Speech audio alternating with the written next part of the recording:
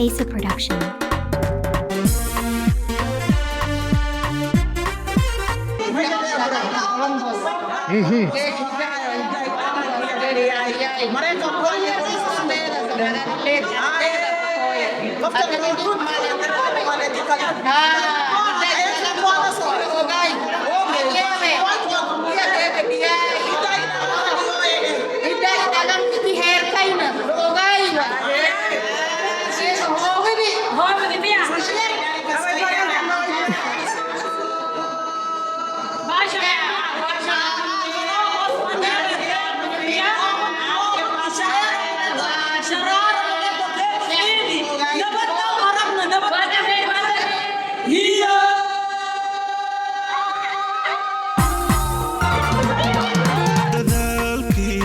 من كان عذي وضعيتي سينما كصغيرة والسيدي عذي وضعيتنا الله سحراي سحراي سلها لو مأيو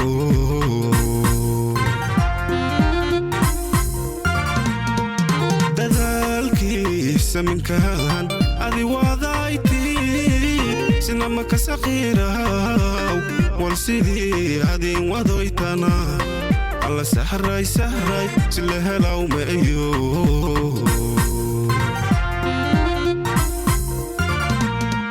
سوى البو هذا لكن ديبانا الله صعدك إن بدلتوي حرنمو سهل ملكي هلاو الرجاد هذانا هذا إلهي كساري الرجاد هذانا هذا إلهي كساري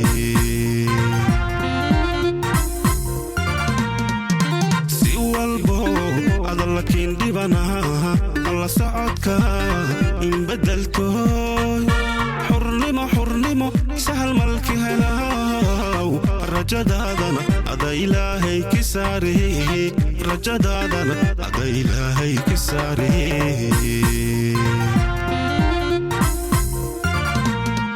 سهرة أمين هي ميئتا isbedelkii oo sugaynay sahra amiinay may'ata isbedelkii oo sugaynay waalidkii saka barbaarina horu socay geega kilayahan horu socay geega kilayahan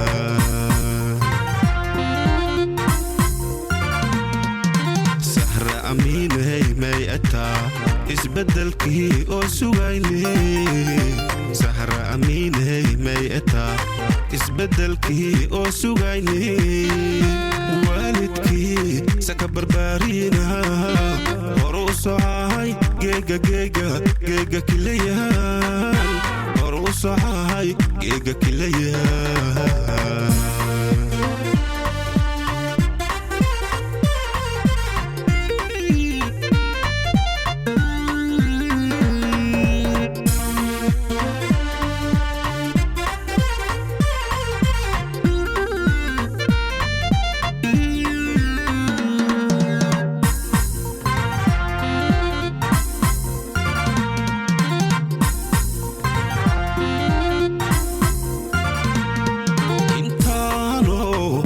sidii ku kooyaan sababtii adilataa saadirkay maykinka tuugaane allah intii hamiga kasal deerto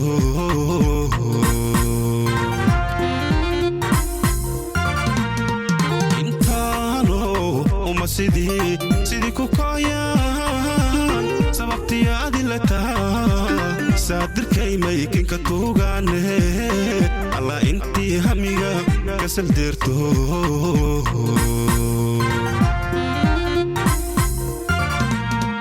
سوى البو هذا لكن ديبانا الله صعدك إن بدلتوي حرنمو سهل ملكي هلاو الرجاد هذانا هذا إلهي كساري الرجاد هذانا هذا إلهي كساري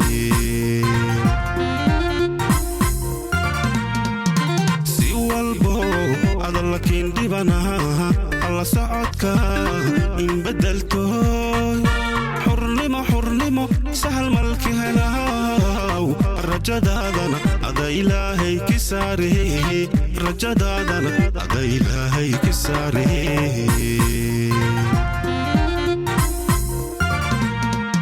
sahra amiinay may ataa isbeddelkii oo sugaynay sahra amiinay may ataa. On the behalf of Bantu Hope Foundation, I want to warmly welcome all of you to the Somali Bantu Culture Celebration.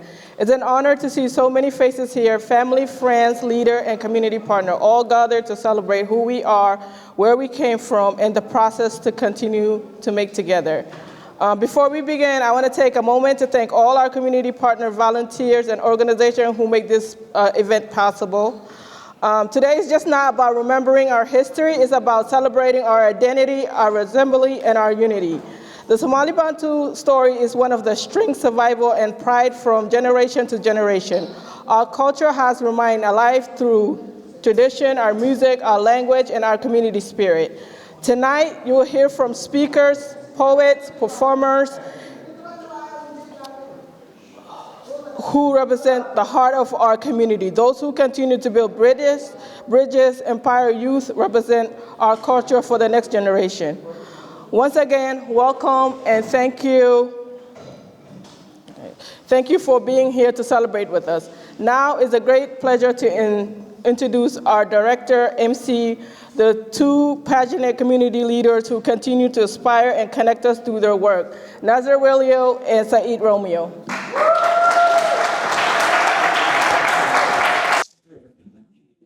Antiyantu walaaloway afmaamaysho may baahinya meel surgery aan baahinya afmaamaysho marka assalaamu calaykum waraxmatullaahi tacaala wabarakaatu maaga meelna Saciid Xuseen Tursiyaar Balga marka xafladda maanta aniga walaashay dadka ku gaadheeyay ilaa jidde oo xafladda magaasho ahaw Somali Bantu Cultural Celebration waa dhaqankii الولاد هاي الطريق وجد الولاء سايكل والله شيء صار مين يوم شيء ير أيا فكر كان يو سكوي مركبوده إلا يلا مثلا الدواء بشودان سيدي أردها أو استدوريدا وقت بدل النجلية أو استديادا سيدي أو رئيسيار ولا دتبدل شيء كان فوق مرة الحكم في الفوقي يودك هراو يا أصحاب يسحبيان يلور ميلي كمان كنا أتي أنا كمان ستة مركا مسيرة فدي أنا في مايا طوطون يديلا يديني والله شيء نصرنا في الجريس وقصة مركا إسقرب إسلام يديلا يديني بروفيسور كمسؤولين واحد الدول مدن هو رئيس الصومالي بانتو بروفيسور مولو النوغي الكنسسي والرئيسيار ولا وليال كدواتي السلسلة من الكودو كويتا أبدو سكو و Secretary President Formaggio at the 6,000 American President أصلا في الجامعة وأصلا هاي بدوميها أو هيك الجورية هيك أو سمعني برضو سياسة محمد تيرا الملوغي وهيك عبد الناصر أو في الوقت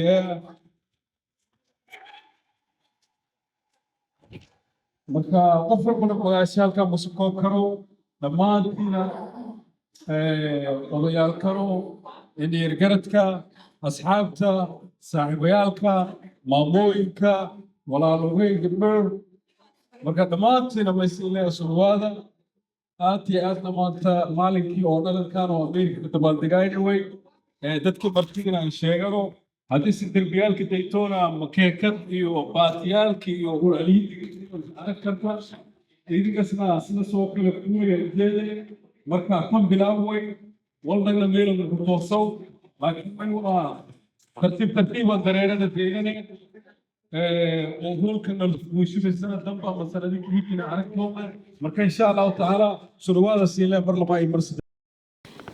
Assalamu alaikum. Good evening, everybody.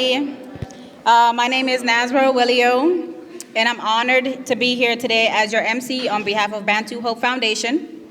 I'm actually a part of one of the sister organizations within the community, Neighborhood Athletics, but today is not about organizations. Today is about representing unity within our culture, our neighborhoods, and also our future generations. Tonight is not just a celebration of heritage, but also a reminder that we stand together and we rise together. So let's enjoy this evening as one community, one family, and one voice. I'm gonna go ahead and start with the introduction. Our first person up is the president and founder of our host organization, Abdi Amin.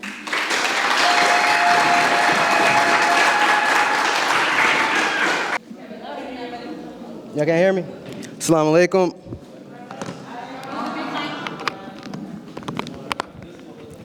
All right. I hope everyone's doing good.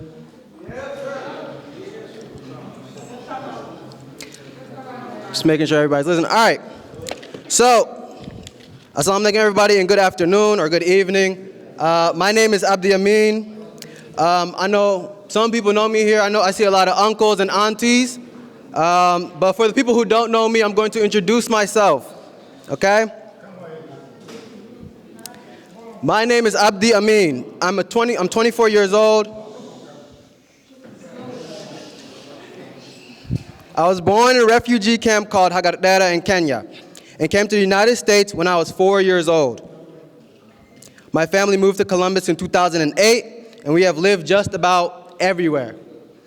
We lived in Lincoln Park, Wedgwood, South Park, River Point, you name it. I graduated from Franklin Heights High School, went on to Columbus State and earned my associate's degree in exercise science. And after that, I told myself, I've had enough of school. It's about time I start working, right? Since then, I've worked as a tutor with ETSS, a family ambassador with Columbus City Schools, and most recently, a drug prevention specialist at Columbus Public Health. But enough about me. I'm going to give you a little background about Bantu Hope Foundation. This organization started way back in December 2022. It began as a conversation between friends and coworkers as speaking about the difference between Somali and Somali Bantu communities and what went on, and what it means to advocate for your own community. Long story short, that conversation eventually grew into the nonprofit that is here today, Bantu Hope Foundation. With the challenges facing the Somali Bantu community, we want to assist and be an authentic voice for the community. When people ask us what made us think we were the right people for the job, my honest answer was, I didn't think we were, right? We were just people willing and passionate for the job to get done. Over the years, past 3 years of the organization, or past 2 years, I've heard a lot of things about myself, some good, some bad. I've heard I was too young or too inexperienced, idealistic, not enough education. Someone even said too skinny, right? And I've heard all sorts of things about the Somali Bantu community as well. Heard we're not unified, we're inexperienced, we're uneducated, full of drama, hard to work with, and even careless. But here's the truth. I'm not here to argue against any of that. These things could be true for all I care. We're not perfect, and I'm totally okay with that. Because no community or no person is perfect. Maybe you might know somebody, but never in my life have I seen that person, right? Our job isn't to be perfect. Our job is to shift our focus towards helping each other and uplifting each other. And last time I checked, you don't have to be perfect to make a difference in the lives of others or yourself, right? Yep.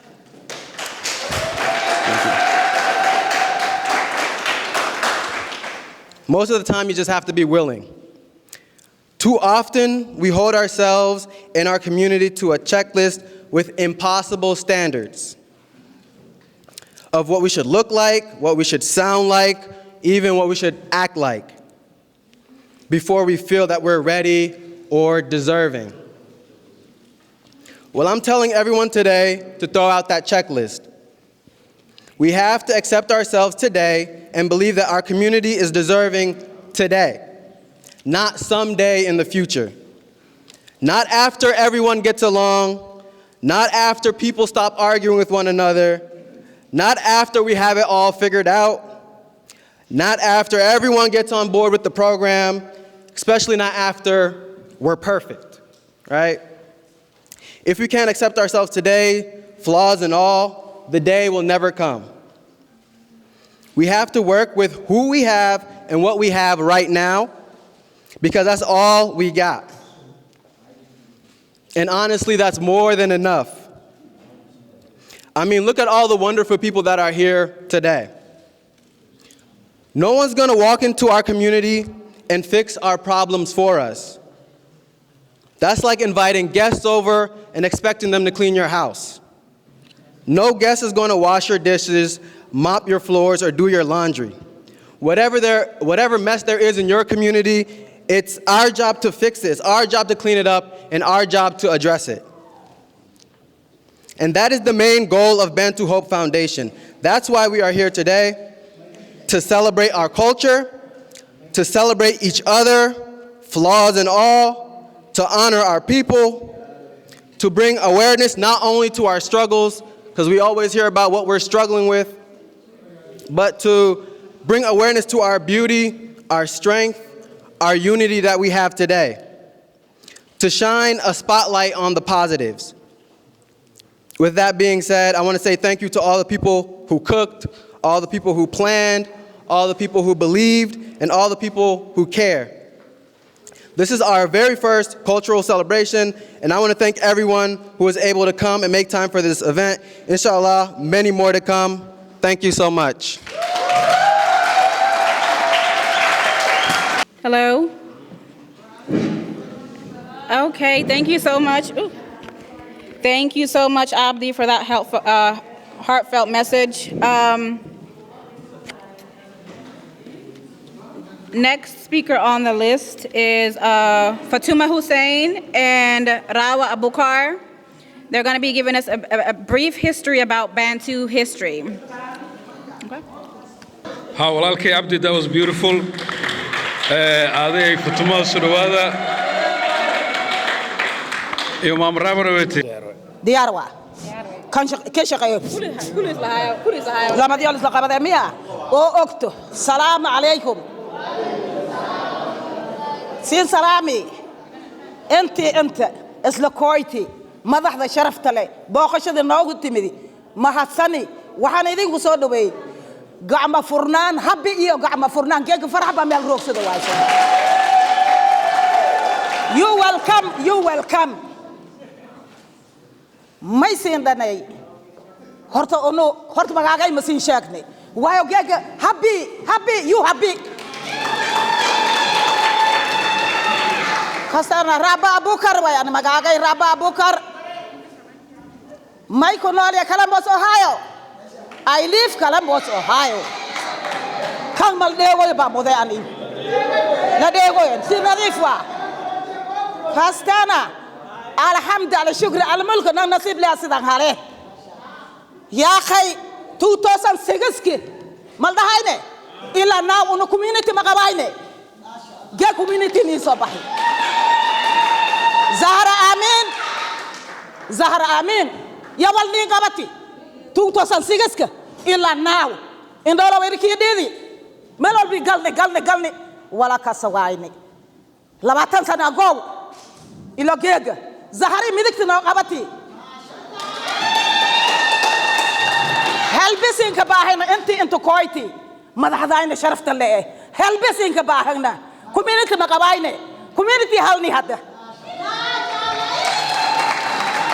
زهرني هالبقاليتي ورمننا انا بي اني كوكوما اوي غبرتي لو كسبي نمي هالبقرا وايني هبين كاس اويو ديجي قران كاي اسبتال اللي جي كسانا جرد ولا الغين من لكبي اي تمام برس الدبر لدي يا اخي حالين الحمد لله شكر زهري قرب قبتي محكمه جيتي قولي انا صون حقاقتي ما يربتك شيك hadda helbisin ka rabno madaxdii nin koyti dadki diyaarku koykii dhulku koykii baawrku koy helbatu helbi I need help wayad community adib ka qabne daloogayn isdilooyo ko goda ka jir ko khabri ka jir ki kale si daran dareer kuwaas ba may aan baahanayna meel dinin furo xafiisa hadda ba qabno وام هاكل ده يسود أباسر ما كبوغا كانوا إسكولك أول لكان بقرية هم وق عيار كويتو بالون ديلكو دلوا ملك ما بيلي أم باهنا غربان نوقابدا يو يا أخي غربان نوق هلبي أم باهنا زهر آمين نيكو توسا زهر آمين نيكو توسا ماذا شرفت لنيكو كويت جاك باخشة فهمي فرح بمل روسو ده وايسنا نهال بقرايا دولة قاعدة فتنة نهال بقرايا لا تنسى أقول نقول نيجا أبدا واينا ونود لكن زهرة يا أخي من موجود نبيني وصو نكتي ماذا هكر هرتا بان هدا بان هل هسا سينساري استقامة اسمنا بانتو ضد عيسى واي دانتو ذا ودو ونوب إلهو داي كيبين دانتو ذا دباويه هذا اسمنا هذا بانتو ضد عيسى واي دانتو ذا ودو ونوب إلهو داي كيبين دانتو ذا دباويه ما يدتي هذا بانتو ضد عيسى واي دانتو ذا ندوبنيا إلهو داي كيبين دانتو ذا دباويه سلام كباي سجد وراي صدوا هذا سقال كل صاحب أي فامي سقال له أو قبل كم بسم الله الرحمن الرحيم السلام عليكم ورحمة الله وبركاته ما شاء الله تبارك الله مرتدي أو كي ديارني كوي كي باورني كوي ومذهبني يالك نصبوا خذن يا جزاك الله خيرا جزاك الله خيرا كلهم بس أو هايا ما موين كل شيء لفتمك أي أنوي هدي ناكي أوغاي ناكي من أوغاي أنوكوي وال أنو دريري نما دريراو ماركا رال هذا وانا دوغ هنون نما كده ديرت كورو سكر هونغا أو ديز marka may sheege onoka 2005 ka koy ana ifamay ahan ani irawa babalat kan 2005 ka sogalni may lo dadya indiana fotway rawa may lik dadya kilfla malati un antu koyni horki un galni illa had mant wal un ka farahsani ara ana menga lobi rawa menga lik bi nan le indola bana نعم ملنا توسيو دولة أبارسيو بواين ما شاء الله تبارك الله حافظ أنت لنا صوت باركة مساكن تجارت كل ما يدعي كبها غريالك كبها مسلح كونشان شام كونشان تدو كونشان نعبي كبير ماشى وسب ولا عايزين شق ماله أنتوا كشانة بي قبرتنا إلهي نور ساري نور إلهي هر أنصاره قبرتنا قرب كاين قبت ما أنت سهرة آمين نور على نور قرن على كوديغو ما ندفع دي وانا نقابتي ونونا بقول كي بقول قرب شبه الروغن كديمة قرن لا ما هم بنك بكرافن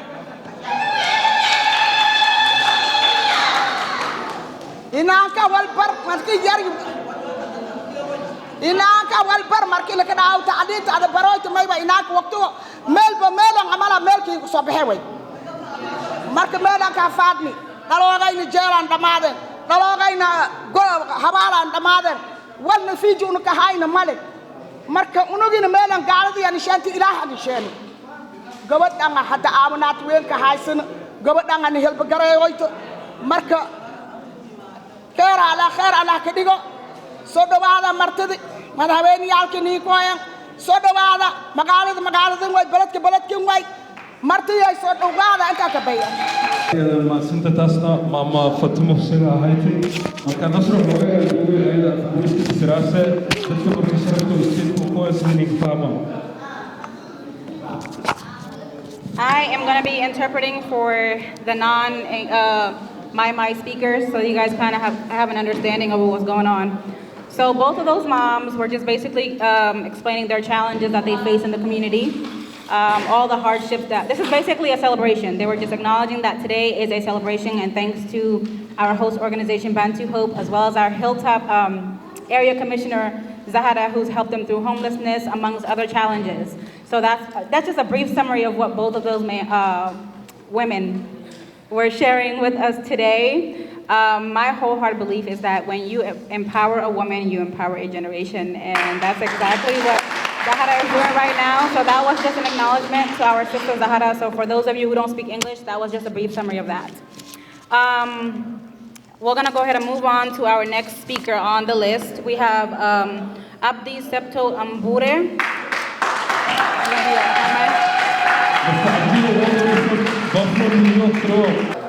السلام عليكم ورحمة الله وبركاته. بلاني مجلسين سلامي مرتضى شرفت الله مجاجلياش وضياش دقنك مرتضى معنا حفيزك مايرك كوسوت كولومبوس اوهايو ايدي سين سلامي مركو قطبدا انجليزا كديار سدي اف ماي هدو دمبي هان نغدا دونا ما دام مرتني لروغتو اف كماي كساينا انجليزا وليرك اخريا معناها تاريخ دقنك إيداها Somali Bantu. It is truly a special night for all of us to come together and celebrate who we are as a Somali Bantu people, to honor our culture, our identity, and the traditions that have been passed down to us through generation. Tonight, I want to speak about some of the cultural dances that define us, starting with that one many of us know very well today, which is Sherero, or as it is called, Walinja Walinja. This is one of the most prominent and beloved cultural dances among the Somali Bantu community across the world. It is more than just a dance, it is a story, a message, and a way of life. I would like to take a moment to thank Mr. Hassan Wilio Hassan, Baba Zuka, Mama Rama, Mohammed Bula Ibrahim, who is not here today, and so many of us who stood at their shoulders with pride and dignity in the pursuit of our cultural heritage and the dedication day and night to make sure that Sherero still lives among us today. Because of their effort, this beautiful tradition continues to unite us even far away from our home. Sherero was a symbolic dance, a way for our people to share and express both joy and hardship. We danced to celebrate when two young people got married, to show appreciation for our good harvest, and even to warn or correct behavior when someone acted inappropriately. It was also danced to express gratitude to God when our farms produce rich crops, especially during the harvesting season. The second dance I want to mention is Anyago, another famous tradition, especially among our people in the Gosha land.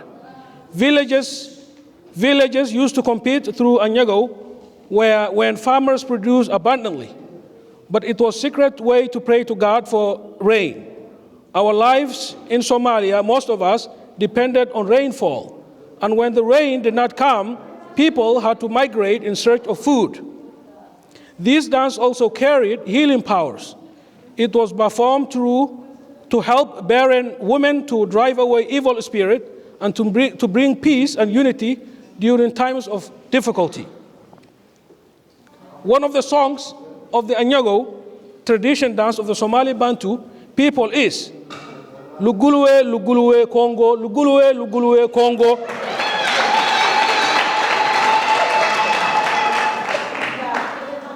Now, I want to explain a little bit more about this language, but let me finish another song. Nyamjate kinambua kinambulwa kinam awo nyamjate nyamjate kinambolwa kinam nyamjate. This dance This third dance is Jinimanyiko, a traditional healing dance led by respected chairman who also served as a traditional doctor. When someone feels ill, the family will seek help from this healer who will diagnose the sickness and prepares herbal medicine, which is leaves from the trees, specific trees and plants, to be boiled and used for drinking, bathing, or rubbing on the body. Many people recovered from illness in this way, sometimes after years of hospitalization. During Jinimanyiko, the spirit often spoke in Swahili, and it was believed to remove evil spirit and restore health. Now, let me also share a song of that traditional dance which is used as a healing way. Nambwe, nambwe, hiyo nansambewe, nambwe, nambwe, hiyo nansambewe. Now, those two languages, the Somali Bantu people in Somalia, for centuries, the Somali Bantu people spoke a distinct language that echoed through our songs, stories, and daily lives. This was the language of our ancestors, a language that carried our identity, wisdom, and unity. Suddenly, today, none of us can speak it. It has vanished through time, lost under the weight of oppression and displacement. The Somali Bantu people endured multiple invasions from both external and internal forces. Invasion meant to enslave, colonize, distort, ethnic cleansing, land grabbing, and destroying our identity. From the European powers of Portuguese, Italy, and Great Britain, to the Omani Empire led by Said Barghash, and finally several Somali Cushitic tribes within Somali who sought to seize the fertile land of southern Somalia for grazing, to seize the fertile land of southern Somalia for grazing. Each wave of conquest stripped away pieces of our heritage, including the precious language that once defined, which is the language that I was singing now. There was also a shararo, a similar healing tradition used to drive away evil spirit and even treat diseases like polio. These practices were the hospitals of our ancestors, the ways they cared for and healed one another long before modern medicine reached our villages. Finally, I must mention Shule, one of the beautiful tradition dances that is sadly disappearing today. Shule was once very popular in the Goshen land. Our ancestors performed it with pride, joy, and hope, sharing stories, expressing emotions, and lifting each other's spirit during the times of hardship. It reminded everyone that even in years of drought or famine, better days were still ahead. Bere is also another traditional dance that is very known in southern Somalia, particularly among the Somali Bantu people. It's more than just a cultural dance. It is a celebration of unity, love, and togetherness among our people. Traditional performed during wedding ceremonies. Bere reminds us the beauty of community and the values that hold us together. In order to preserve and strengthen our identity, it is necessary to foster a spirit of cooperation among our people, extend hands of friendship and brotherhood, and establish a Somali Bantu Heritage Center.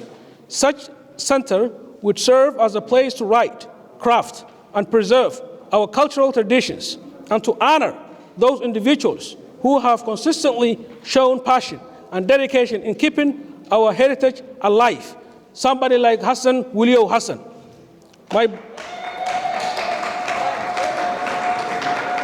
My brothers and sisters, these dances are not just performance or entertainment. They are our history, identity, and pride. They are the language of our ancestors, the rhyme of our unity, and the spirit of our survival. As we celebrate tonight, let us promise to keep those traditions alive. Let us teach our children, say wallahi, who they truly are, so that the story of the Somali Bantu people continues for generations to come. Thank you very much.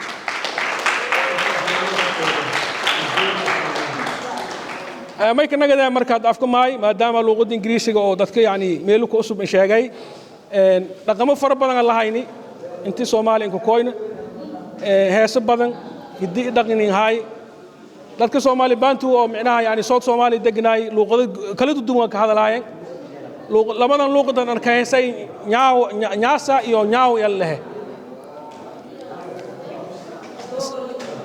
aw suuro ini ka saan male sababtoo ninkan kuwiin hadda micnaha sanad yama sheego kor laakiin ninkan kuwiin u suway laakiin intaan badan kaana dadka oo Somali Bantu ee Somali ku kooy eedan ka aragtay in yani luqadahan oo dadka shambarada ka hadlaayeen koonfurta Soomaaliya inii oo ku warama korno marka eedan ka adag sidaas daraadis marka luqadan hadda oo nin damboyto oo luqada maayda Somali Bantu may qani ka hayna luqado badan ee ku waramaayeen af Arabiya ku waramaayeen af Talyaaniya ku waramaayeen af Ingiriisiya ku waramaayeen af Maayda ku waramaayeen af Kizungu ku waramaayeen af Nyaasa ku waramaayeen af Swahili ku waramaayeen marka intaas oo micnaha may dhahay boqortooyinka hayni ilbaxnimada oo adiga waagaas jaahiliga ka hor ad la hayti xilliga jaahiliga iyo daliilin ah marka fadlan luqada maayga hal wado dhalinyarada badan ama especially dadka meelanka dhaladii luqada eedan ka adagta luqada mar hadii dhuntona dadnimada iyo qadiyada iyo walaadan dagaalmoyta dhan iyo dhumaas salaamu alaykum wa rahmatullahi wa barakatuh. We're going to go ahead and jump to Somali Mohammed. I just want to say in a world full of challenges, faith keeps our hearts steady and community strong. Tonight we are blessed to hear from someone who embodies the faith through action and services. He is our counselor, our therapist for any and everything that was going on in our community. I would like to welcome Somali Mohammed to the stage, please. كل معلم كسوة موضوع intervention مقارنة مع الكلام عن هذا هو يسببه.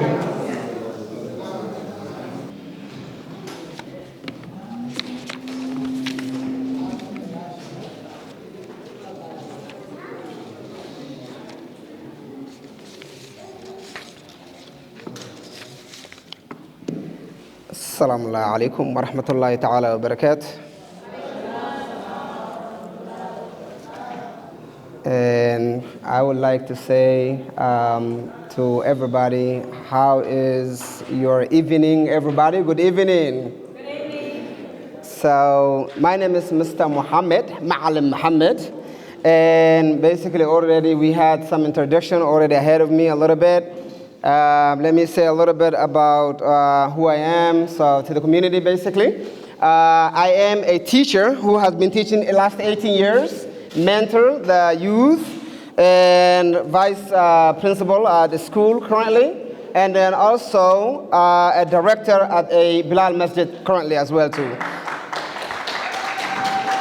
So, thank you. I would like to start by appreciating the program host today, Bantu Hope of Foundation.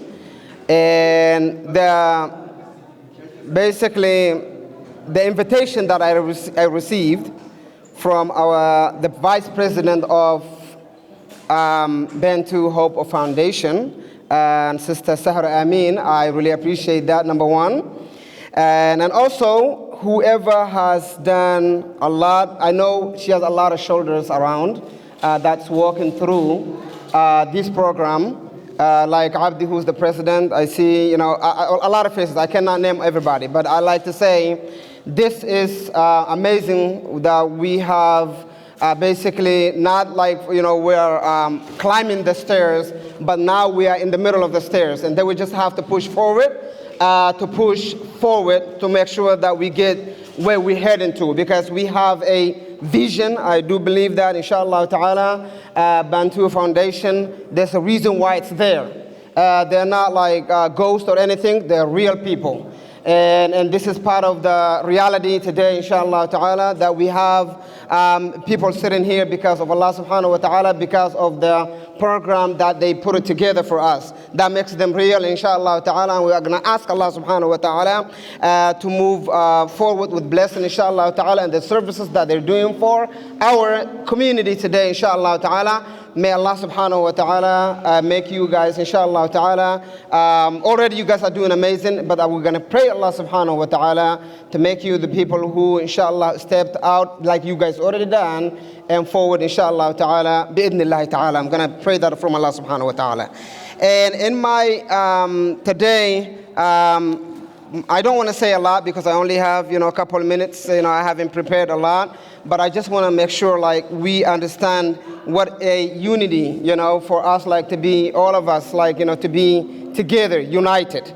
Because, we have, like, for example, right now, we have different people right now, different, like we have like a couple of people speaking English, some people speak Mai, Somali, you know what I mean? So we need to make sure, like, we focus something called unity, because that's a very, even ourselves, right? Because we might be, divided into pieces and things like that. I just want to make sure I pointed out a couple of things, inshallah ta'ala, from our faith, inshallah, of Islam. Of course, when we say Islam, we're talking about also all the faiths too, because one rule or one verse that you say in the Quran, basically you're saying a lot of other verses in Christianity and other religions that you can say, because we have, when we say faith, that's almost like it comes together. So I just want to get, a couple of things from there, inshallah ta'ala. When we say the concept of ummah, a unified community, so Islam envisions Muslim worldwide in one ummah or one community connected by shared faith. That's number one thing I want to say, inshallah ta'ala. The second thing I want to speak about today, inshallah ta'ala, practical manifestation of unity, brotherhood. Prophet Muhammad sallallahu alayhi wasallam, he basically exemplified for unity, for virgin brotherhood between Muhajirin, the immigrant who came from Mecca to Medina. And the Medina people at that time, this cities is in Saudi Arabia. So there are two cities. Our Prophet Muhammad sallallahu alayhi wasallam, what did he do to unify? So he got the Muhajirin, mashallah, and then he brought them to Medina, another city in Saudi Arabia. And what happened to that? So basically they became supporter and also brotherhood. So in our, we're talking about, if we're talking about, Jerarwene or we're talking about Somali, all of us, like, when we came from one place. So we came from one side. If we speak in the same language, even better. If we don't speak the same language, it's fine. At the same time, we can get along and we can roll things together without, having or keeping any grudge inside you, inshallah ta'ala. So another thing, I want to point out today is, before my minutes, inshallah ta'ala, goes away, two things, inshallah ta'ala. We are all in the same people. Our Prophet Muhammad sallallahu alayhi wa sallam, another verse, I'm going to say in Arabic, inshallah, then I'm going to translate, inshallah ta'ala, in English, inshallah. Our Prophet Muhammad sallallahu alayhi wa sallam says, لا فضل لعربي على عجمي ولا عجمي على عربي ولا أبيض على أسود ولا أسود على أبيض إلا بتقوى الناس من آدم وآدم من تراب أو كما قال النبي صلى الله عليه وسلم. So I want to take this hadith, inshallah ta'ala, just to translate it in English, inshallah. Basically, this one was said by our Prophet Muhammad sallallahu alayhi wasallam. What did he say? He said, there is no advantage for Arab over non-Arab. Nor a non-Arab over an Arab. Nor white or black. Nor black over white. Except the fear or the faith that you have at the moment in there. And Allah subhanahu wa ta'ala's prophet added here, people are from Adam, right? And then also Adam came from where? From the dirt. So meaning we are all, we need to unify, we need to, let's not like keep anything grudge and anything like that. We came here to unite, to celebrate, whatever our intention is, culture. So we need to make sure we continue that, inshallah. Last, I want to, basically this hadith as well too, I want to share, inshallah. Then I'm going to say a couple of words in Somali, inshallah, and my as well too, inshallah ta'ala. The Prophet Muhammad sallallahu alayhi wa sallam warned us against division as well too, inshallah. So he warned us about not to be divided. So we all need to be in the same mindset, same role, same thing. So because we are all the same people, right? So anybody who is going above and beyond, we need to push and encourage those people to go and beyond. Because at the same time, Allah subhanahu wa ta'ala is telling us, إِنَّمَا الْمُؤْمِنُونَ إِخْوَةٌ. We are one ummah. No matter what you are, what faith you are, it don't matter. We are one people. So that's one thing marka we have to remember ourselves inshallah ta'ala. Another hadith marka I just want to share inshallah today against division again inshallah ta'ala. The Prophet Muhammad sallallahu alaihi wasallam, he said marka do not hate one another. Do not invade one another. Do not turn away one another. But marka rather the servant of Allah subhanahu wa ta'ala marka as brothers. That's what Allah subhanahu wa ta'ala's prophet told us marka inshallah in this hadith. So now, inshallah ta'ala, I'm going to go to, if you speak in, English, I do apologize. I'm going to change a little bit the language, inshallah ta'ala, to my mind, inshallah, and some Somali, inshallah ta'ala, as we can. Fadlan, so do I, inshallah, qofwal binti jooga maanta, waad ku mahadsantihiin maadaama inoo amaadeen khayr Allah idin siiyo. Waxaa waaye markaan waa maalin weyn oo maaragta aan rabno in maaragta aqoonsi badan marka inshallah inaan dhexdeen is aqoonsano, inaan is barano oo maxaa la yiraahdaa culture ama marka dhaqanka inshallah ta'ala markaan adagna isku barano aad iyo aad fiican tahay. Marka taas awgeedii markaan adag waa idin ka mahad celinaya naftadeeda marka macallin Maxamed ah inshallah ta'ala wajiyaal waxaan u jeedaa oo badan ma sha Allah aan naqaano aan u jeedaa inshallah ta'ala. Marka fadlan magaciina ma qaadi karo inta kuma soo koobi karo laakiin soo dhawaada inshallah ta'ala dhamaantiin inshallah ta'ala.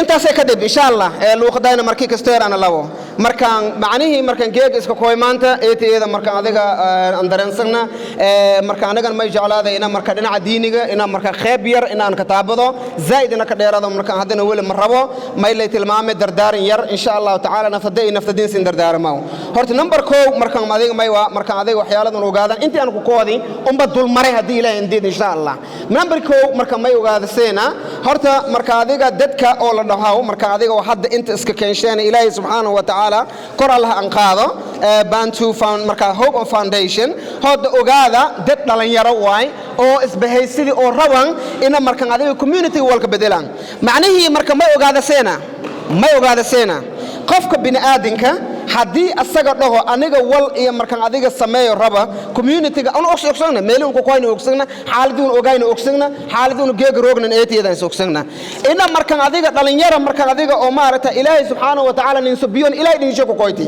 ala diniga ma ku qoyna laakiin ma aha ina markaan adiga waxyaalada oo xasidnimada oo bini aadanka ku koodow ama markaan hebel ku koodo markaan taas ina dhaaf horto hoodiya sababta ee qofka xasidka ah markaan ilaahay subhanahu wa ta'ala man naxariisado may markaan wax kalmani hay macnaa waxa la dhahaw markaan adiga oo maarata ignorant wala dhahaw jirto macnaa markaan adiga qof oo jaahil ana may jaahil ma anaga jaahil ma aha laakiin mayni hay wal xasidnimo la dhaawani hayta qofka bini aadanka ina xasid naqado ma aha ilaahay subhanahu wa ta'ala qofka xasad diaya markaan adiga may la dhahay hata naarta la ka xarantay walaalayaal marka maylan baahanya ina adiga markaan oo maarata support ama iska qoymaanta oo maarata sida geeg ama leete maylan baahanay markaan adiga may la dhahay inta uu roogna kasi badan ina roogato laakiin mayna reebi dadkayna qaabka mid runta dil sheego ilaahay la ka cabsado marka macnaha marka xasidnimo noo reebtay ilaa xasidka hadba xalaas in sheego ugu macnaha mayna indigooy naftada iyo may indigooy qof alaan qofkii indigooy marka cirka markii oo markaan adiga oo maarata oo markaan adiga oo la fiiriyo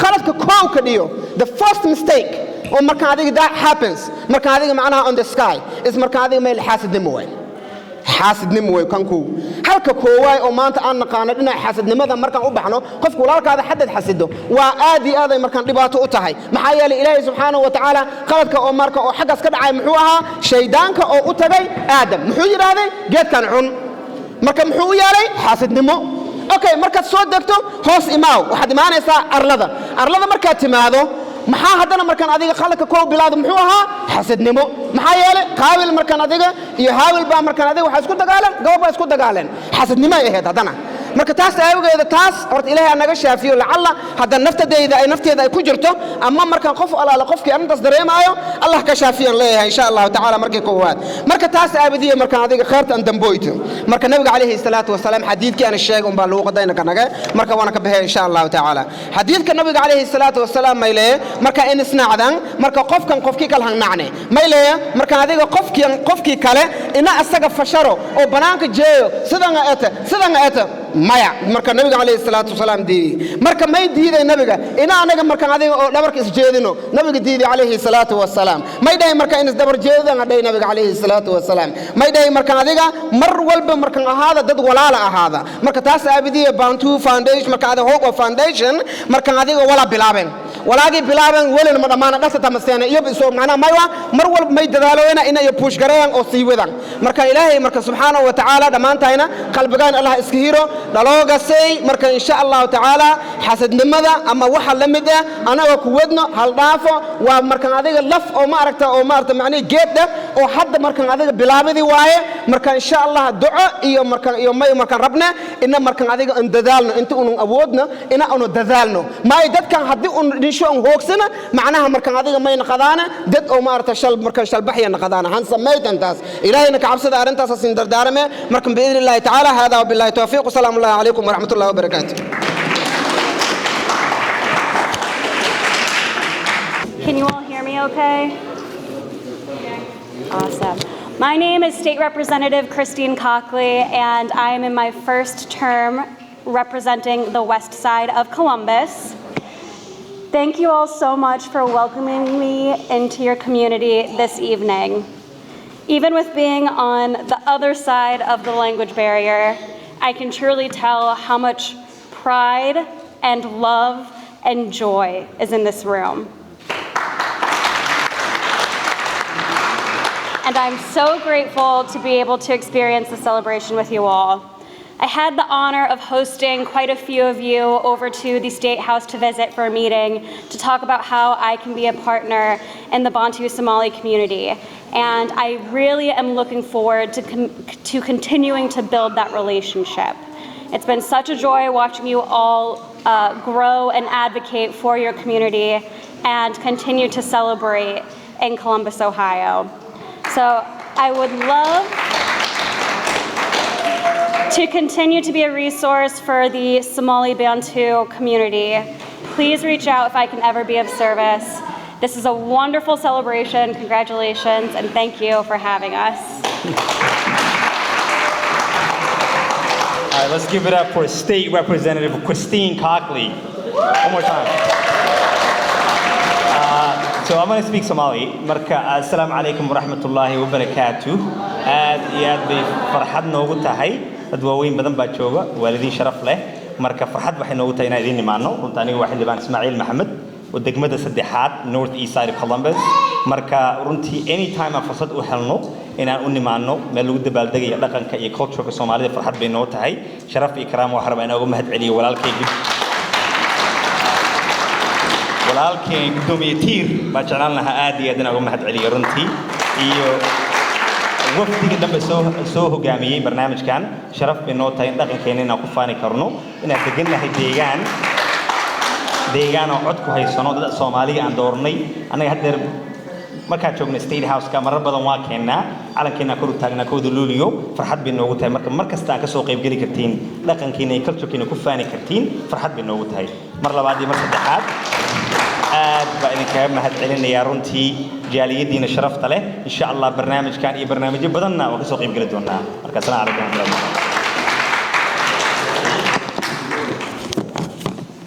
Brother Ismail, thank you. And Mela Catherine, ayadana saasan ku mahadsante. Marka xafladan arooyta diyaal badan marti sharaf inay ka qayb galtay meel la kooy. Marka insha Allah walaal bacdina meeyar ku suuweynayna oo soo kooyo. Marka the next speaker intii ana kan galne xogeer meero way inaan ka biyo introduction our next speaker waa meel gudoomiyaha dhalinyarta ama siyaasiyiinta Somali Bantu oo North America ku nooleen oo Somali Bantu advocate wax walba arrimaha Somali Bantu quseeya hamini maalan safara wada America ahaato Europe ahaato Soomaaliya ahaato ama Kenya meel alla meeli oo arrimihii oo Somali Bantu oo laga soo tabriif fadhiin taagina weyn dhalinyaro way oo marna saaxiibka Maxamed Axmed Tiir ayaa rabaa inaan isku dhawaayo Mike. Assalaamu calaykum wa rahmatullahi ta'ala wa barakatuh. xildhibaanada gobolka walaalahay ayagana xisbiga nagaad madaxdeena sharafta leh ugu horeeyo walaalkay Sabtow oo ahaa maxaa la dhahaa personal assistance madaxweynihii sagaalaad Soomaaliya madaxweyne Farmaajo sister commissioner Saro oo programkan soo qabatay walaashay Nasro walaalkay xildhibaannimada councilka u carari rabo odayaasha dhaqanka haweenka iyo gabdhaha yaryar oo qurxoon oo soo kaca waxaan idin leeyahay assalaamu calaykum waxaan maanta aad iyo aad ugu faraxsanahay inaan ka soo qayb galo xafladan sharafta leh oo loogu magac daray Somali Bantu Cultural Night waxyaalo badan indhahayga qabteen oo masaftaas iyo jaanfooyinkaas iyo maxaa la dhahaa alaabahaas oo maxaa la cultural lagu ciyaari jiray aad iyo aad aan ugu faraxsanahay waxaan rabaa in aan dhiirigeliyo sister Sara waxaan wada shaqeynay muddo waxaan u maleeyaa aan garanayaa ilaa 6 bilood camal ah markaan Columbus Ohio aan u imaaday oo taageersan musharaxii hore gudoomiyaha jaaliyadda Jarweyne inuu noqdo rabo walaalkay ama saaxiibkay Daadir markaan dhagadeeyay maamooyinka sida ay gabadhan Sara ula istaagtay gaar ahaan dadka guryaha laga bixinayay oo danyarta ah oo lacag badan lagu soo dalcay dadka maxaa la dhahaa ilmahooda oo gang violence-ga dhibaatada ku qabeen iyo xaaladaha gabdhahan sida Nasra iyo Sahra iyo hoos ay qabteen markii aan arkay anigoo tacsi taalo oo isbuucan eedaday ay dhimatooda wada ogtihiin haddana waxaan go'aansaday inaan imaado oo kalmada aan ka iraahdo aniga sida ogtiin badana waxaan u ololeeyaa xuquuqdeena guud ahaan dadka waxa la dhahaa cadaalad darada tabto gaar ahaan dadka aan ka soo jeedo Jarweyne waxaan rabaa marka in aan dul istaago baryahan dambe waxaan ugu badatay oo annaga ilmaheena haddii cunuga adiga aad dhashay maalin walba aad u sheegtid inuu libaaxa dad cun yahay ama libaaxa uu yahay wax dad cuno laakiin aadan u sheegin libaaxa in la iska dhicin karo macnaheedu waxa way inaad awlaadaada aad howlaalayso ama halis aad gelinayso sababta cunuga waxa la rabaa markaad u sheegto inuu libaaxa dad cun yahay sidoo iskaga difaaci lahaa inaad u sheegto macnaheedu waxay tahay ilmaheena waxa maalin walba loo sheegaa in dhibaato loo geystay habraheena dhibaato loo soo geystay laakiin waxaan rabnaa inaan dhibaatadii dul taagnaanin oo aan ka hadalna sida xalka loogu heli lahaa sida xalka loogu heli lahaa waxa ka mid ah in maanta Sara ay halka noo fadhiso area commissioner ah oo maxaa la dhahaa dadaalka ay sameysay sister Nasra aydan sidii oo kale hay'adaha ay dhalinyaradan sameeyaan marka waxa loo baahan yahay in la garab istaago dhalinyaradan ayaa loo baahan yahay mid labaad oo raba inaan ka hadlaa waxay tahay haddii adiga dulan aad ka cabanaysid inaad dad dulmisid ma aha baryahan dambeeto ayadana waxaan aragnaa in walaalaheena kala Soomaaliyeed oo isku wadanka aan ka imaanay markay eventyaal sidan camal ay ka soo qayb galaan in lagu dulmiyo oo loogu magac daro la dhaho hebel maxaa la dhahaa waxa wata dad jileece heblaayo waxa wata dad maxaa la dhahaa noocan arrinkaasna waxa loo baahan yahay inaan ka digtoonaano sababta hadaad adiga dulmi ka cabanaysid inaad adigana dad dulmisa ma aha ugu dambeyn waxa kale oo rabaa inaan maxaa la dhahaa halkaan aan maxaa la dhahaa ka xuso waad ogtihiin in dhibaatooyin badan ay jiraan dalkii iyo halkaan gobolkan Columbus Ohio annaga wuxuu noo yahay laf dhabarta markaan nahay qoomiyadda Somali Bantu ama Jarweyne qof walba sidoo uu jecel yahay waxa degan dad aad iyo aad ugu tiro badan ama tirada ugu badneed oo maxaa la dhahaa Somali Bantu ee gobolkan ay degan yihiin marka waxaan u baahanahay next time markaan imaanayno inaan aragno dad maxaa la dhahaa xildhibaano ah gobolkan ka soo jeedo waxaana lagu gaari karaa in midnimo la helo waxa lagu gaari karaa dadka aqoonta leh inaad doorataan inay idin hogaamiyaan sababta waxa la dhahay aqoon la'aan waa iftiin la'aan la dhahay marka haddii adiga aad mugdi isgeliso oo adiga maxaa la dhahaa booskii yar oo maanta la dhahay ama gudoomiye hebel la dooranaya aad ku doorato qofkaan isku jifaan nahay ama isku deegaanaan nahay raggii aqoonta lahaa oo idin hogaamin lahay aad ka leexataan idinkoo tuulo iyo xaafad isugu hiilaysaan haddana lama rabo inaad cabataan lama rabo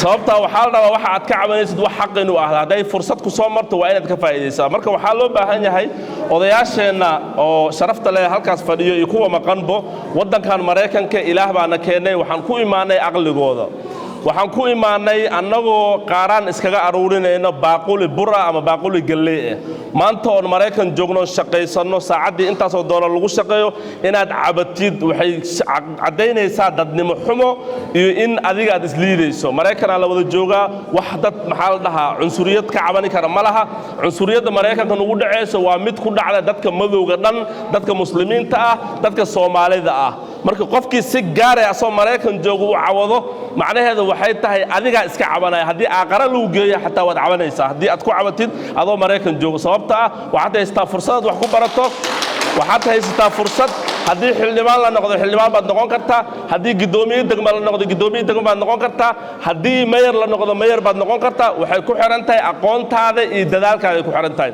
marka waxaa la rabaa dhalinyarada waxa soo barteen inaan guryaha lagu haynin oo loo diro activity-yaasha inay ka qayb noqdaan waxaa la rabaa gobolkan maadaama Soomaali fara badan ay degan tahay waxaan aad laabka isgelinaysaan inaad iska daysaan oo Soomaalida ka mid noqotaan garab la siiyo sida maxal dhaha la aqooni jiray dadkan wadankan joogo dadkii isa soo laayay ma aha dadkii dhibaatada isa soo gaarsiiyay ma aha dadkaas qaarkoodna way dhinteen qaarkoodna wadamada ku soo haray marka waxaa la rabaa inaad meeshaan wax ku noqotaan la rabaa hadda annaga waxaan soo gaarnay inaan commissioneryaal ama area commissioner aan helno marka waxaa la rabaa in la sii riixo oo xildhibaano noqotaan wax ka badan aad noqotaan ugu dambeyn marka waxaan rabaa inaan soo gabagabeeyo ilmaha yaryarka maadaama hidaaya dhaqanka aan u joogno dhibaatada haysato jareer saddex luuqad ay ku hadashaa luuqad maxaa tiri maymay iyo waziguwa saddex luuqad ay ku hadashaa Somali Bantu dadka loo saddex luuqad ku hadalnaa marka waxaa la rabaa ilmaha adiga aad dhashay inaad ku abaabiso ama ay bartaan luuqadda adiga aad ku dhalatay haddii cunugaagii adiga laba luuqad aad ku kala hadlaysaan macnaheedu waxay tahay baadinimada ama cunugaaga inuu baadiyooba qayb ayaad ka qaadatay marka sidaas darteed waxaan u baahannahay in ilmaha luuqadaha la baro diintana la baro waqtigoo aad iyo aad u gaaban intaan in ka badan inaan hadlo waa jeclaan lahaa waxaan idin leeyahay aad iyo aad ayaa u mahadsantihiin sharaf iyo karaamo ugu dambeyn waxaan rabaa inaan indhoosgareeyo haddii gobolkaani ay ka dhacayso doorasho ama community qof aad u dooranaysaan gabdhahan sidii Sahra iyo Nasra iyo wiilasha kale yaryarka daa'ida yarta oo wax barteen inaad doorataan ayaan idinku dhiirigelinayaa assalaamu calaykum waraxmatullaahi wabarakaatuh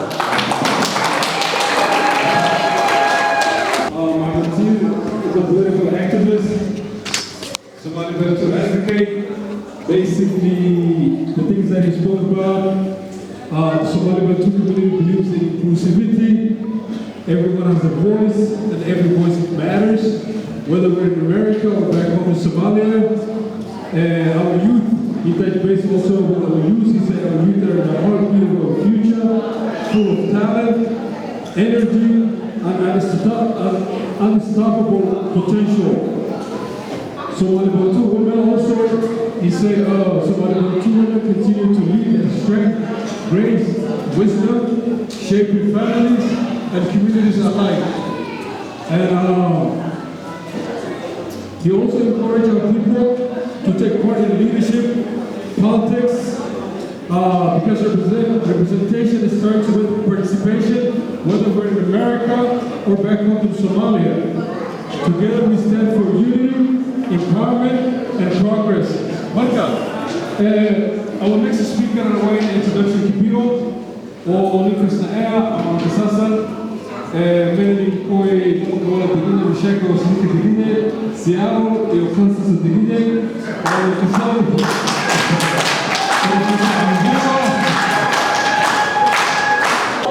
Assalamu alaikum wa rahmatullahi wa barakatuh.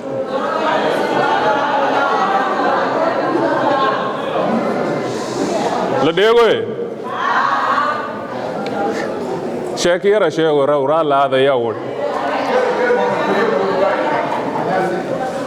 video ko yar lamadan beri wareegay aragta maleeyo oo intay lu dhooy professor ambulo sagali shubda la dhooy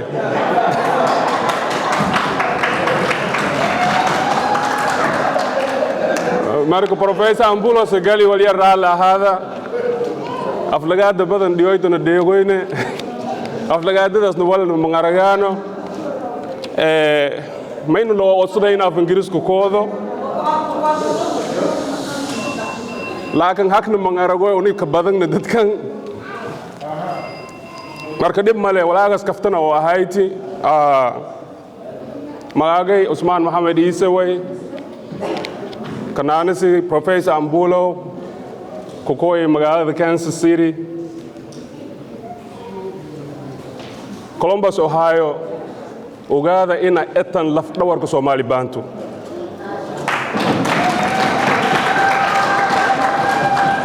Columbus, Ohio is the backbone of Somali Bantu.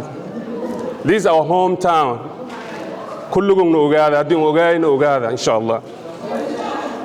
ما يكهذا اللي ده unity إسكيرناش هذا بولشود إنا كهذا له يالي إنك تلقالي 5 دقيقة و 5 دقيقة نموفلنت ده كقارنا تمون لسي لواتن أفرقابيلني من عرقة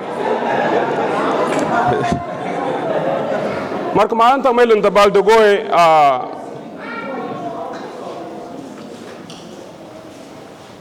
أنا ما يزوبي أولي راه هذا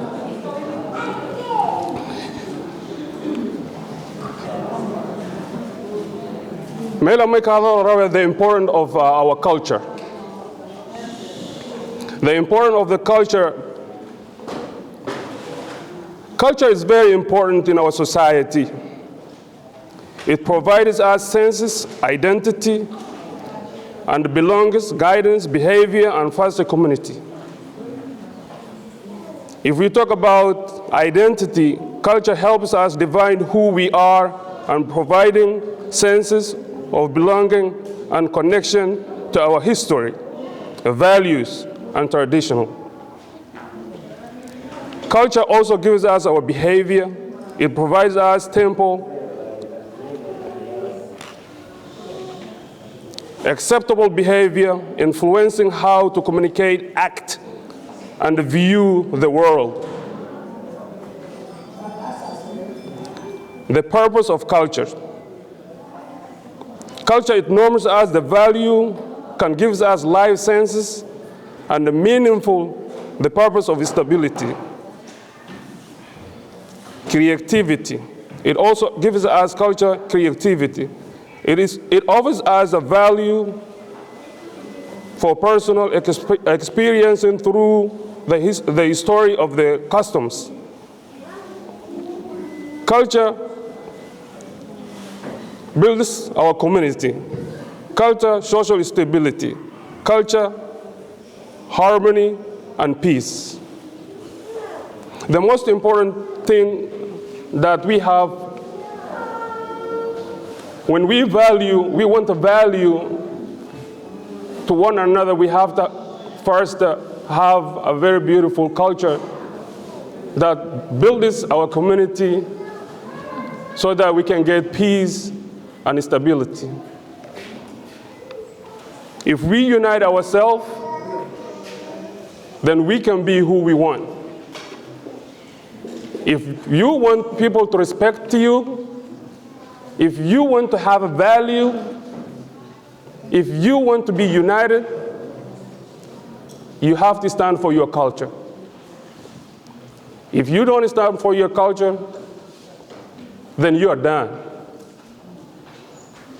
There is 4 different types of education: formal education, non-formal education, informal education. So culture can be is non-formal education. Culture teaches us everything that we need in the world without going to school.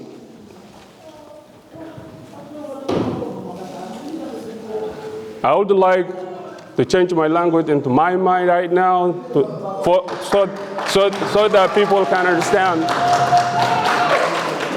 So that people can understand better. Halagas yar lafaamo yay. Dhaqanka muhiim way. Dhaqankan hadda la xusooy waa mid muhiim aadan ay sababta eta mayni tusaase qofkii anaga ana qaymigii anaga lana wixii anaga ana meeshii anaga ka sajeedna qofkii anaga naga no rabna waa taas dhaqanku way. Marka qofka bini'aadanka markii asaga dadnimadiis muujiyo rabo mayki hirinte qaabkii asaga walaalishe asaga ka dhigado maalintan may ka sabeey Kansas City may kooy inta sidii oontay ana dhaqankay xuso idinka qof idinka dhigta maalintan Professor Ambulo la dooy ana miska dhigna ilaaha oo dhigi idinka idinka dhigta may haddii isin shub idinka dhanen an intun kooynen magaagay weerfaday xishmada ka mid ah taasi anigana may xishmad gaaray in ku mudanyana idinka meeshan in ka sweertay ina oo ka hadalo dara doorasho ka dhiidi ogtan Columbus Ohio doorashadaas ka dhiidi nina lu dooradi magaashada dhahaw Abdixakiin Abdiraxmaan Sid Ali Abdixakiin madaxweynaha Somali Bantu dhan North America way Abdixakiin meel alaale meeli asagu rooga meeli isanka aragtan ogaada ina madaxweynagan ay Somali Bantu oo dhan Zahara walaashayna meeshan roogta meelan ninku soo dhawaaytina mayle keep the good work you are really doing good job qofka bini'aadamnimadasna may ka hiranta qaabkii asagan dadaalo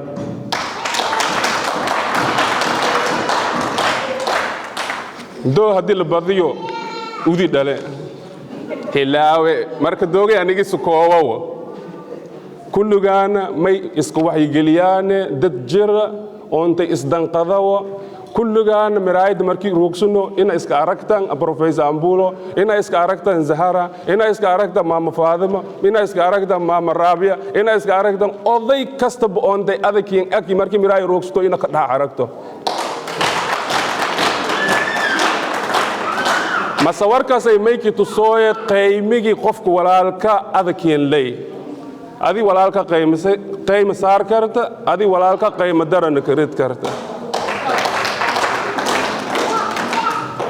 hadalka inka dambe may dhahe let us clear and inform you all that let us be united assalamu alaikum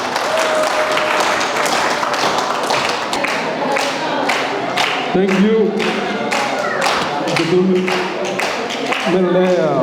Mr. Ambulo aad iyo aad ka mahadsanta that was beautiful marka our next speaker kaano may ku qoyay San Antonio Texas waa milkiilayaasha milkiilaha oo reer Somali Bantu meel ay tujaarimada ilaaha qofkiisa waa tujaar waa milkiile Mr. Abdiqaadir Jaama Surugso all the way from San Antonio Texas Bismillahir Rahmanir Rahim Assalamu alaikum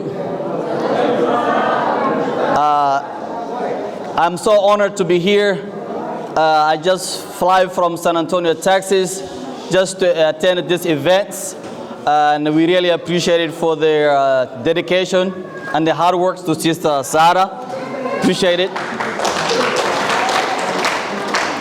And the second I want to talk about, I'm a self-employed as Somali Bantu to show as a model.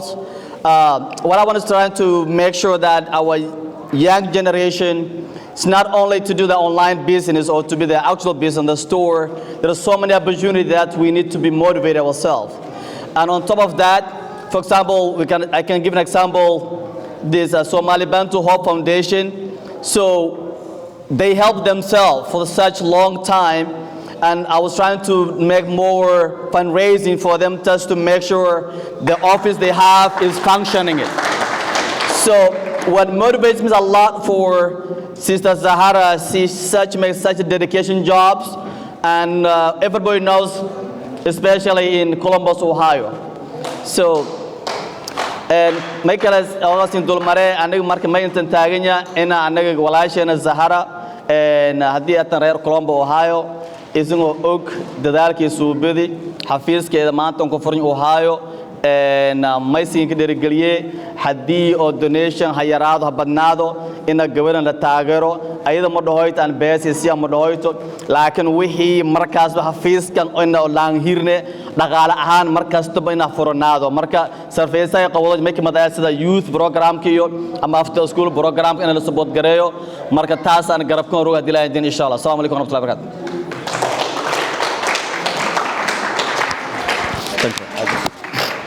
waayahay milkiilaha aad iyo aadan ka mahadsanyahay milkiila Abdiqaadir Jaama Thank you so much, Mr. Dadiri Jama, for that wonderful speech. We're going to move forward to our next speaker, our next guest speaker.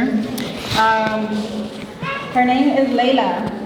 Layla Asad. She's a Kenyan-American Somali Bantu poet, writer, and spoken word artist based in Columbus, Ohio. Her work explores grief, faith, identity, and quiet aftermath of love. Drawing deeply from memory and ancestral resilience, she is the author of Wounds of a Mirrored Heart. Her debut poetry collection published under her pen name, and her writing has appeared in Pitch Magazine and Far Too series. Layla has performed at Denison University's Hear Us 2022 and continues to use poetry as both protest and prayer. If you guys could all please help me welcome Layla.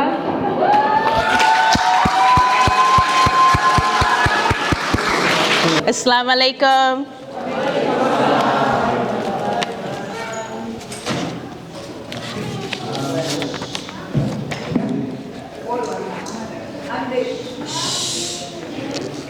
Ana marki wal goroy magage lila la dehe ilakin magage Halima Sulaiman Halima Abdul Qadir Sulaiman la dehe aadayna hindi ummatan I'm going to read two poems tonight. One is called Ode to Mother Kenya. It's a conversation between me and my mother. And then the second one is called Heritage of Warriors. My mother says your excellence is evident within your ability to articulate your intelligence in art form. By God's will, you produce something from your heart into something that moves.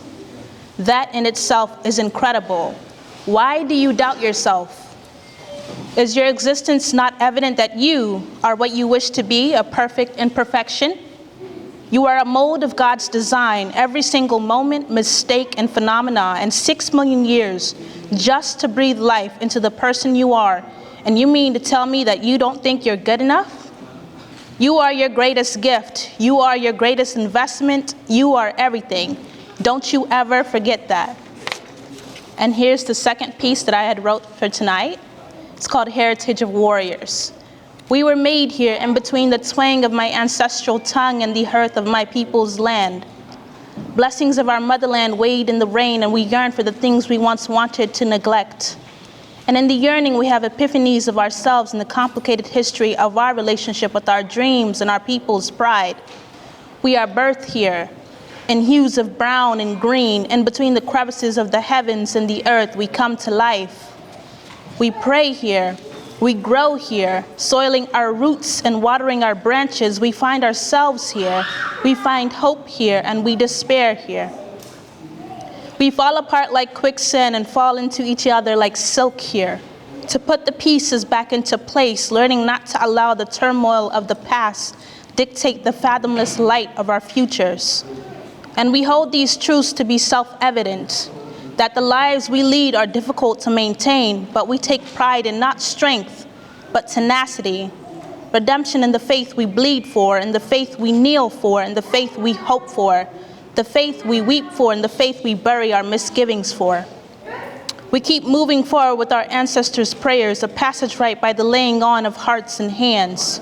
We celebrate life here, shrouding our brides in hidah daganka, adorning our grooms with ma'awis, and burying our lost in hues of pure white. Held into place not with frames, but in phrases, and we bathe in their laughter that fills the room. Their voices are heirlooms, their memories are legacies, and we say to the world that too is a beautiful thing. Proud to live and die in the name of God, not for excellence, but for the elevation in our resilience, and our legacies of learning how to unknot knots of generational trauma in our blood. Here we transcend ourselves, aspiring to become a greater form. Here we hold the universe in our palms like oysters. Here we learn to take command of our lives and learning to sharpen our oyster knives, and learning to heal and putting forth that healing into the world and the extensions of ourselves through our children and their children and their children. Never ever finding discouragement in the cards we've been dealt. Proud to have lived lives that fulfill the purposes of the movements that bring awareness to our existences and turn setbacks into stepping stones in preparation for the future. Here we are everything but ourselves. Here we are nothing else but ourselves. We find hope here and love here, and when we find everything we need, we leave here, we long for here, and then we come back here just to do it all over again. Because here, when the sky breaks open and our palms are outstretched, like the spirits of our parents and their parents, raising our heads to the sky, commanding the world to hear the words they instill within us, as if conversing with God, and we too beckon to the sky, saying the very words they spoke to their children. granting our own children the passage of life and service to the one that created it. Behold, the only thing that's greater than you. These are the blessings given to our motherland, the heritage of warriors. Thank you so much. MashaAllah, taasna ahayti mutacalimadda ama lankasaw ama kuwir kale Halima ama Liila Amerikaanta Liila linkasay dadkii haddii oo af Soomaaliyaha qowad af Soomaaliyaha meel kale abwaanad ama abwaan anaka magalan ka jirin Soomaali lurugay ama qofkii oo hees qorowle abwaan la jiri laakiin qowad waa qoraa ama abwaan marka wali ay tiriyay tilmay waa من قضيتي أنا أغنكي أو سومالي بنتو أو استراغل كي به أنا كدواتوين سمرني أما قلتي أنا أتو إلى إلو هويني كانوا سوماليا إلى قلتي إلى أمريكا والولين كومان ما كان إن شاء الله تعالى our next speaker in our رواي give me 1 second next speaker وانا اسبوبسنو ربنا بكاز زوكا بناكي ده الروق كده ساعد نديو يغيرو نوغ ميلا شريرو لديلو ربنا دوغا ممكن دير كرو واي هاي next speaker مفكوي مقالة ميلواكي ويسكنسن ميلان كسي انجينير عبد الناصر وسكرتريغا اوركا جيريروين political council of North America ايا سكرتريغ ايا ميلواكي ويسكنسن او كوي ونالكيش رواي سيدي انا كوبدوبسنو marka dad martina linroge mayorka oo mayor Joseph Bernes senior linroge marka asagana nekta dinastre kudonya haroski ku bobsino zuka bananko no sugoy بسم الله الرحمن الرحيم السلام عليكم ورحمة الله وبركاته الحمد لله والصلاة والسلام على رسول الله وعلى آله وصحبه أجمعين السلام عليكم ورحمة الله وبركاته مرة واحدة بإذن كلنا عدكين هوس وياله ما شاء الله runtii waxaan u mahadcelinayaa dhammaan dadka meesha ka soo qayb galay madaxda iyo dhalinyarta agaasimayaasha arrintan soo abaabulay iyo dhammaan marti sharafta gobollada kale ka timaada oo aniga ka mid ahay maanta waa maalin weyn oo maaragtay dadkii Soomaaliyeed qayb ka mid ah ay doorteen dhaqankoodii in ay xusaan ay meel isku yimaadaan taariikhda Soomaaliya marka dib loo fiiriyo annaga haddaan nahay beelaha Jareerweyne taariikh weyn baan ku leenahay taariikhda aan ku leenahay marka laga soo bilaabo waddanka dhismihiisa iyo taariikhdii halganka nimankii dhalinyarta ahay SYL raggii ku jira waxaa ka mid ahay dad jareer ah oo Cabdiqaadir Shaqaawi nin la yiraahdo oo jareer ahay baa ka mid ahay waxaan nahay haddii aan nahay beelaha Jareerweyne dad Soomaalinimada ay ka go'an tahay waxaan nahay dad jecel dhismaha iyo nabadda waxaan nahay dad wax soo saar leh oo dhaqaalaha waddanka iyo beeraha maaragtay systemka waddanka uu ku shaqeeyo waxa lagu nool yahay dadka soo saarana waxaan nahay dad aan ku eedeysnayn burburka iyo dagaalkii sokeeye ee waddanka ka dhacay dad aan ku eedeysnayn oo ka madax banaan oo maanta haddii la yiraahdo yaa Soomaaliya reeraha degan ugu sharaf badan reerka kaliya oo gacanta taagi kara waa reerka Jareerweyne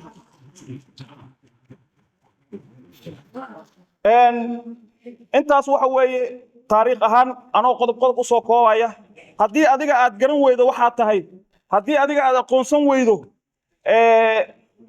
meesha aad ka soo jeedo waxa baaba'aysa qiimahaaga iyo sharafta aad dadka ku leedahay waddankan Mareykan sida dadka kale waddanada kale ka imaadeen ay u imaadeen baa anaga u nimid waxaan nahay community-yada marka loo fiiriyo soo galka waddankan aadka ugu soo Soomaali marka la yiraahdo qabiilada aadka waddankan u degan baan ka mid nahay iyadoo taas ay jirto ayaa haddana waxaad moodaa in yacni horumarka iyo isbeddelka marka loo hadlo dhinaca community-ga uu aad u yar yahay marka waxaan rabaa maadaama meeshaan ay soo abaabuleen dad dhalinyaro ah walaashay sahar ugu horeyso iyo tiim reer ohaayo ah oo gartay inay Soomaali yihiin oo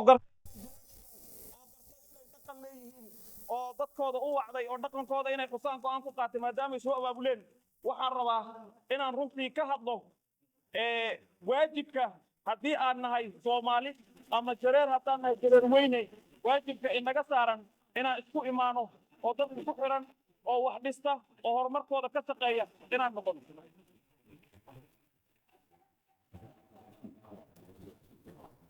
haddii aad taariikh walba fiiriso taariikh walba waxaad ka dhexeynaysaa saddex shay waxaa isbeddelka sameeya dad isku duuban oona leh ujeedo waxaa isbeddel sameeya dad isgarab istaaga oo walaal isku noqda waxaa isbeddel sameeya dad dhalinyartooda odayadooda iyo intii waxgaradka ah yacni ay wada shaqeeyaan oo is ogol ah isbeddel sameeya magaalada ohio dadka jooga waa la yaqaanaa dhaqanka maanta maalinta dhaqanka aan leenahay maanta dadkaan meesha fadhiya uma qaasaa cid walba maanta meeshaan ka maqan waa maalin ay leedahay marka waxaa ii muuqata in dadkii ayna isgarab istaagayn inay dadkii kala daadsan yihiin inay dhalinyartii iyo odayaashii isku xirnayn war haddaan rabna inaan horumar gaarno waa inaan midownaa danta naga dhexaysa waxaa ah in aan iswalaashano because quraanka diinta waxay noo tilmaamaysaa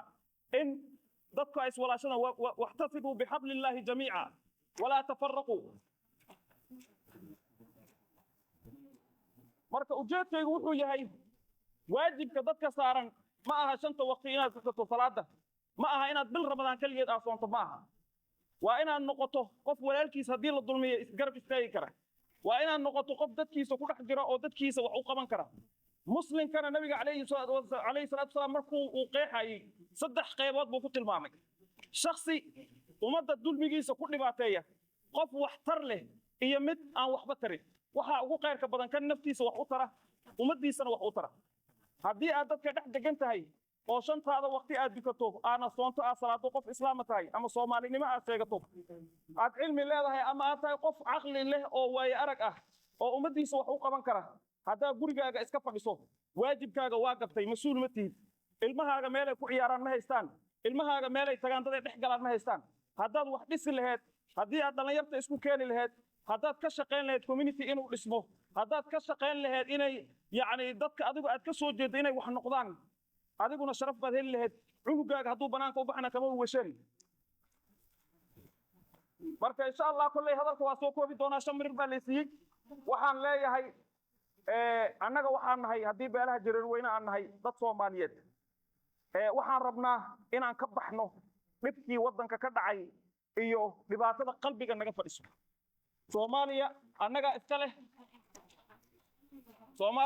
iska leh haddii jareer weyne aan nahay dadka Soomaaliya leh dadka yacni reeraha ugu badan oo dhulka ugu barwaaqaysan degan ayaan qayb ka nahay oo beeraley ah marka cid naga xigta ma laha waddanka dagaal sokeeyaa ka dhacay burbur baa dhacay dadku waa isdagaaleen hadda ciddii la dhibaateyn karo waa la dhibaateeyey adigana haddii lagu dhibaateeyey waa inaad ku sabarto waa inaad soomaalinimada waa inaad ogolaato waa in cid walba oo magac Soomaaliyeed ku socdo waa inaad garab istaagtaan islaamnimada waxaa ku xigta inaad Soomaali tahay inaad muslim tahay oo qof muslimnimo aad ku socoto qofka muslimka ah shahaadanaya hadduu caddaan yahay hadduu walaalka yahay hadduu caddaan yahay hadduu madow yahay waa walaalka waxaa ku sii xigta inaad Soomaali tahay markaasaa waxay imanaysaa inaad tahay qof beesha jareer weyne ka soo jeeda marka waa inaan taas fahanno waa inaan iswalaashano waa inaan ilaalino caqiidadeena waa inaan ilaalino dadnimadeena waa inaan ilaashano dhaqankeena waa in aan isgarab istaagno horumarkana aan ka talino dhammaantiin waa idin salaamaya asalaamu calaykum waraxmatullaahi wabarakaatu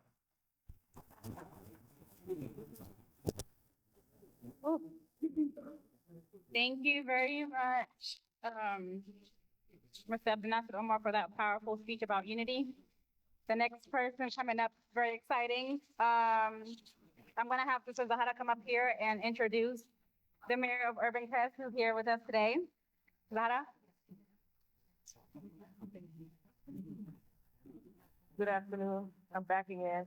Thank you, Mayor, for joining us tonight. Thank you for hosting us in your beautiful town. So I would just like you to come up and speak some words to the community. Yeah, I'll sit down here.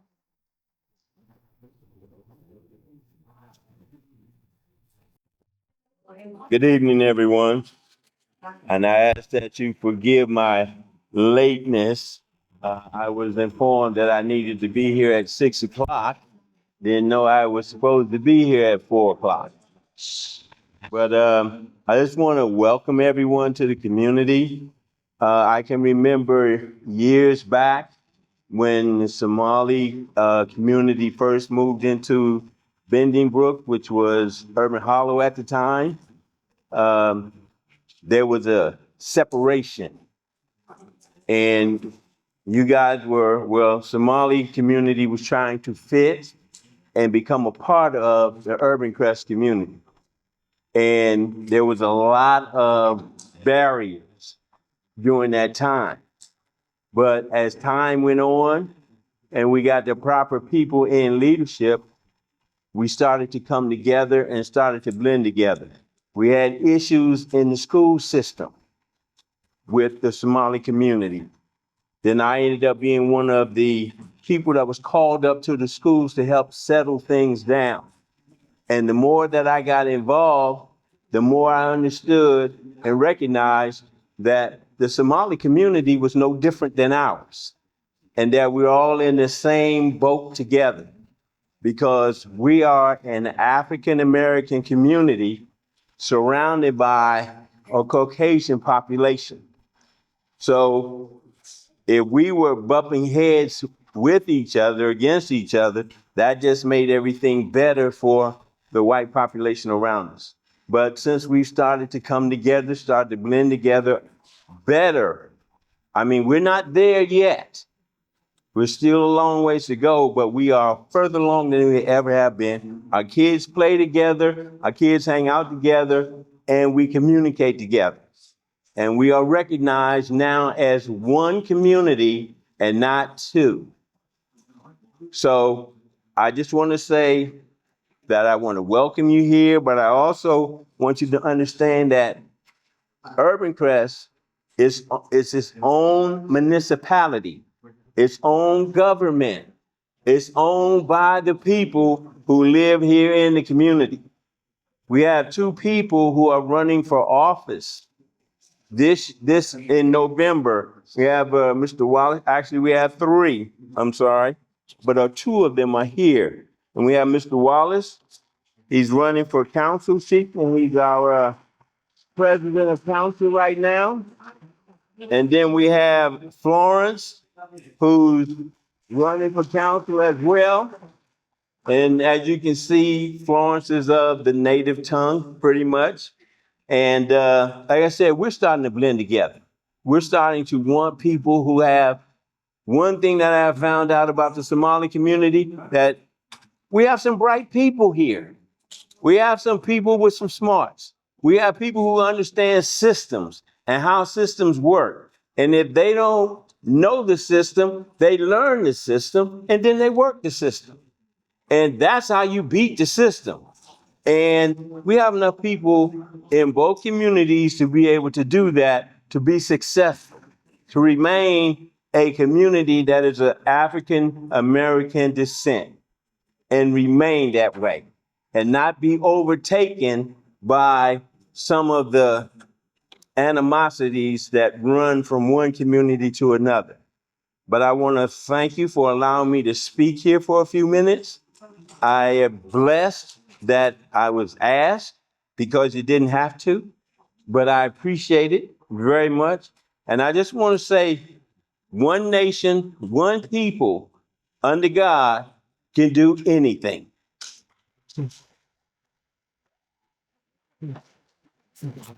Mr. Mayor, that was beautiful. Thank you so much. Thank you. And one more thing. We have a Hassan who brought you a gift. This is a special gift. It's part of our culture. Thank you. Thank you. Can I? What do you?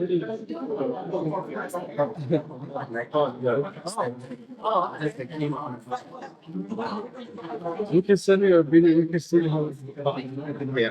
So this it represents, like, it goes for the kings or chairman in Africa. Yeah. Once you get all. This that means you're a king. Oh. Yeah, so that's what it means. And this, for the Somali country, what we wear at night, yes, for comfortableness.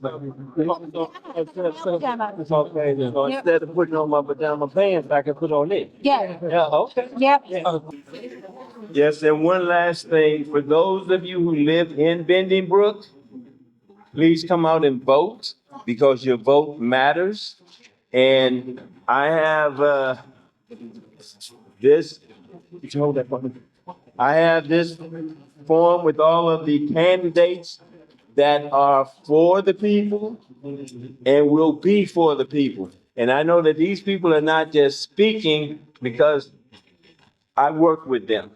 I've been around them and I know that they care about the community. waayahay hadda banaankan banu rabne inay hadallada inay meerkan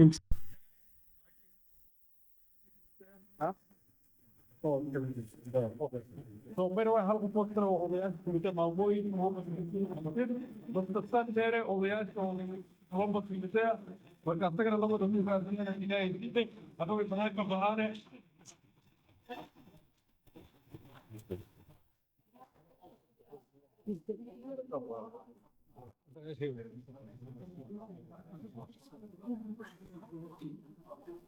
بسم الله الرحمن الرحيم السلام عليكم ورحمة الله وبركاته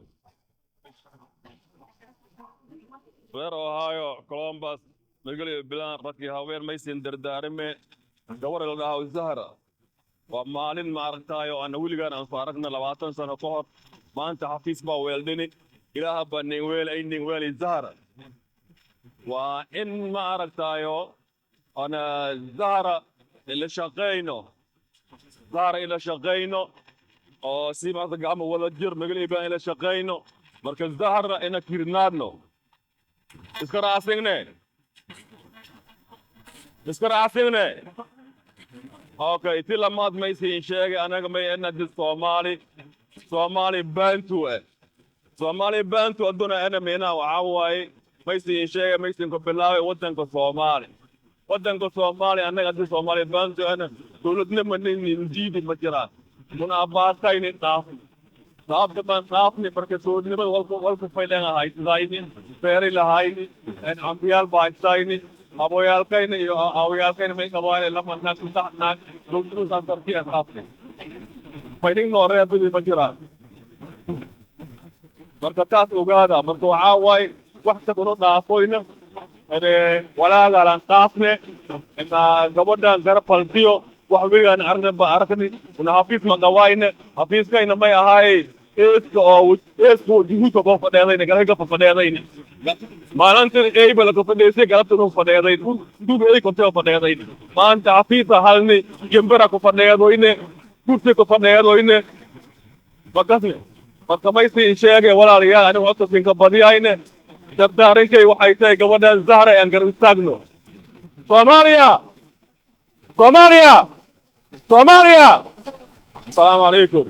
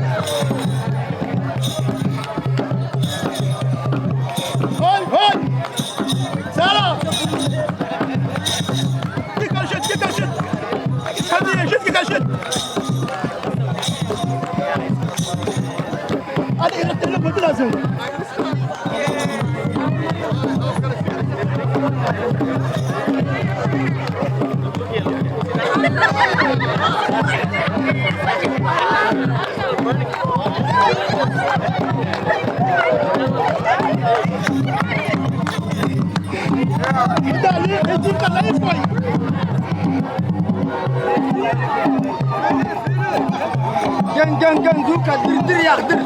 Oti. Dirara,